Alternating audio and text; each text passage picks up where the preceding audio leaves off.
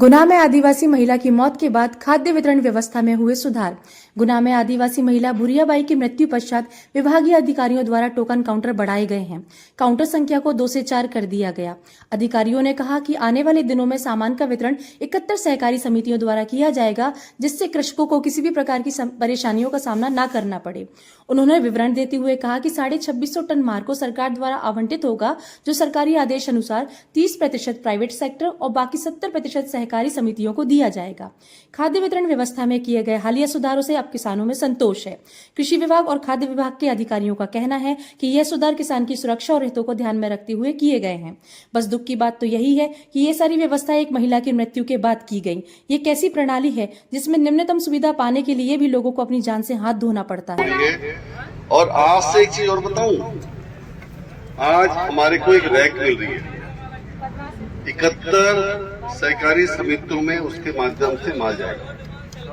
कोशिश करेंगे कल से उन 71 समितियों में भी माल बढ़ना शुरू। ठीक है, हमारी पूरी कोशिश है कि आज रात तक या कल दोपहर तक वहां पे सभी समितियों में माल पहुंच जाएगा, तो फिर यहाँ पे आने की आवश्यकता भी नहीं है।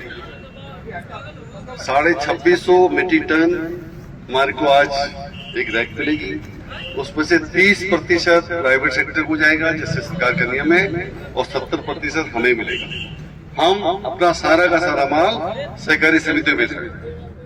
यहाँ पे जितना भी माल हमारे डेवलप में आता है वो सारा का सारा एनएफएल से आता है। अब एनएफएल से कभी 50, कभी 52, जैसे आज 56 ट्रक मिले, तो कोई कमी नहीं है। यूरिया की कोई कमी नहीं है। इसके अलावा भी हमारे पास दूसरे भी खाते हैं जो आजकल आप ले ही दे रहे हो, डीपी वगैरह, है ना।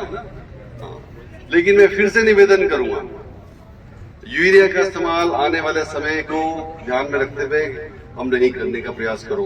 प्राकृतिक खेती करो। आपके घरों में ही गाय है, गाय का गोबर, गाय का मूत्र, आप गुड़, कई सारे और तत्व मिलाकर फ्री में ही आपको अवेलेबल है। आप उसके लिए लाइन में भी परेशान हो रहे हो।